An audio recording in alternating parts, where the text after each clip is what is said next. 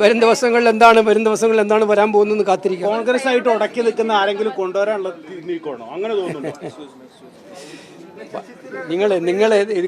നിങ്ങൾ പറയാൻ മനസ്സിലായി. വൈസ് പ്രസിഡന്റ് രാജിവെക്കാൻ തീരുമാനിക്കുന്നത് അദ്ദേഹത്തിൻ്റെ മാത്രം തീരുമാനമാണല്ലോ. അത് എനിക്കറിയാം, നമ്മൾ ധൻഖറിനെ പോലുള്ള ആൾ തീരുമാനമെടുത്ത് ആ തീരുമാനമെടുക്കാൻ വൈകുന്നേരം ഉണ്ടായിട്ടുള്ള എന്തോ ഒരു സാഹചര്യം ഉണ്ടായിട്ടുണ്ടാവുന്നതാണ്. ഈ സാഹചര്യങ്ങളുടെ അടിസ്ഥാനത്തിൽ നമുക്ക് മനസ്സിലാവുന്നത് എന്താണ് സാഹചര്യം എന്നുള്ളത് കണ്ടറിയണം. അല്ല, ഇത് ഇന്ത്യയെ സംബന്ധിച്ചിടത്തോളം അസാധാരണമായിട്ടുള്ളൊരു സംഭവമാണ് ഇപ്പോൾ ഉണ്ടായിരിക്കുന്നത്. ഇന്ത്യയുടെ ചരിത്രത്തിൽ ഇതുവരെ വൈസ് പ്രസിഡന്റ് കാലാവധിക്ക് മുൻപ് രാജിവെച്ച ചരിത്രം ഉണ്ടായിട്ടില്ല. അതുപോലെ തന്നെ പാർലമെൻറ്റ് സമ്മേളനം തുടങ്ങിയ ആദ്യ ദിവസം തന്നെ നമുക്ക് മനസ്സിലാകാത്ത കാര്യം ഹെൽത്ത് റീസൺ ആണെന്ന് അദ്ദേഹം പറയുന്നത്. ഞാൻ അതിനെ മാനിക്കുന്നു. പക്ഷേ ഹെൽത്ത് റീസൺ ഈ പാർലമെൻറ്റ് സമ്മേളനം തീരുന്നവരെ കാത്തിരുന്നാലും കുഴപ്പമുണ്ടാവില്ല.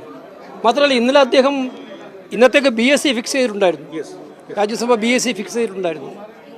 അതുപോലെ തന്നെ പിന്നെ ഇന്നത്തെ ചർച്ചകളെക്കുറിച്ച് അദ്ദേഹം സൂചിപ്പിച്ചിട്ടുണ്ടായിരുന്നു ഇന്ന് ചെയ്യുന്നൊക്കെ. അതിനിടെ പൊടുന്നനെ അദ്ദേഹത്തിൻ്റെ രാജി വരുന്നത് ഞങ്ങളെല്ലാം സത്യത്തിൽ എന്താണ് സംഭവിക്കുന്നതെന്ന് ബോധ്യപ്പെടാത്ത അവസ്ഥയിലേക്ക് എത്തിച്ചിട്ടുണ്ട്. നമ്മുടെ നാട്ടിൽ എന്താണ് സംഭവിക്കുന്നത്? പ്രൈം മിനിസ്റ്റർ വിദേശത്ത് പോകുന്നു, ഇവിടെ പിന്നെ പാർലമെൻറ്റ് സെഷൻ നടക്കുന്നു, വൈസ് പ്രസിഡന്റ് ഓഫ് ഇന്ത്യ രാജിവെക്കുന്നു പൊടുന്നനെ. അപ്പോൾ എന്താണ് സംഭവിക്കുന്നതെന്ന് അറിയേണ്ട ഉത്തരവാദിത്തം രാജ്യത്തിനില്ലേ? ബിസിനസ് അഡ്വൈസറി കമ്മിറ്റി വിളിച്ചിരുന്നു എന്ന് പറഞ്ഞു. ജുഡീഷ്യറിയിലെ നിയമനം, അതുപോലെ തന്നെ നിങ്ങൾ കൊടുത്ത ഇംപീച്ച്മെന്റ് നോട്ടീസ് എടുത്തതൊക്കെയാണ് പ്രശ്നം, അങ്ങനെ കേൾക്കുന്ന ഒരു റിപ്പോർട്ട്. അല്ല, ഞാൻ അതിന് ഊഹാപോഹങ്ങളെ കുറിച്ച് പറയാൻ പോലും ഔദ്യോഗികമായിട്ട് പറയാൻ ആഗ്രഹിക്കുന്നില്ല.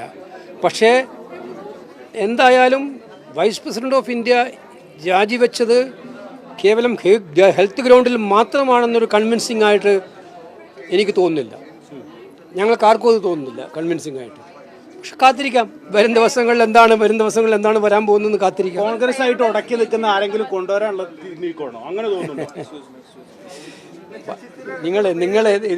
നിങ്ങൾ പറയാൻ മനസ്സിലായി. വൈസ് പ്രസിഡന്റ് രാജിവെക്കാൻ തീരുമാനിക്കുന്നത് അദ്ദേഹത്തിൻ്റെ മാത്രം തീരുമാനമാണല്ലോ. അത് എനിക്കറിയാം, നമ്മൾ ധൻഖറിനെ പോലുള്ള ആൾ തീരുമാനമെടുത്ത് ആ തീരുമാനമെടുക്കാൻ വൈകുന്നേരം ഉണ്ടായിട്ടുള്ള എന്തോ ഒരു സാഹചര്യം ഉണ്ടായിട്ടുണ്ടാവുന്നതാണ്. ഈ സാഹചര്യങ്ങളുടെ അടിസ്ഥാനത്തിൽ നമുക്ക് മനസ്സിലാവുന്നത് എന്താണ് സാഹചര്യം എന്നുള്ളത് കണ്ടറിയണം.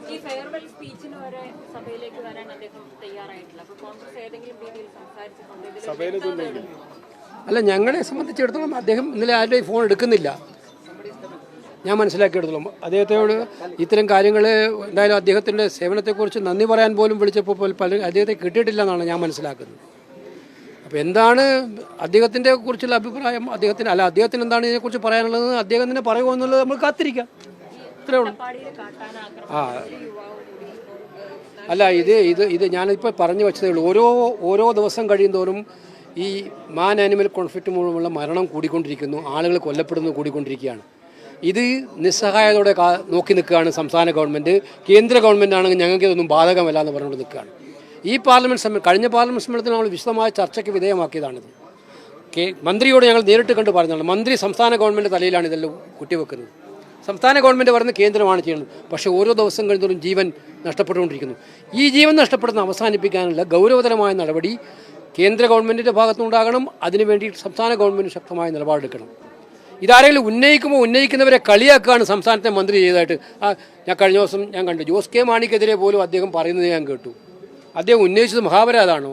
ഭരണകക്ഷിയാണ്, പക്ഷേ എങ്കിൽ പോലും ജീവൻ നഷ്ടപ്പെടുമ്പോൾ ഉന്നയിക്കുന്നത് മഹാപരാധമാണോ? ഇതെല്ലാവരും ഉന്നയിക്കൂലേ? ഉന്നയിക്കുന്നവരെ ഒറ്റപ്പെടുത്തി ആക്രമിക്കുക എന്ന് പറയുന്നത് തന്നെ തെറ്റായ കാര്യമാണ്.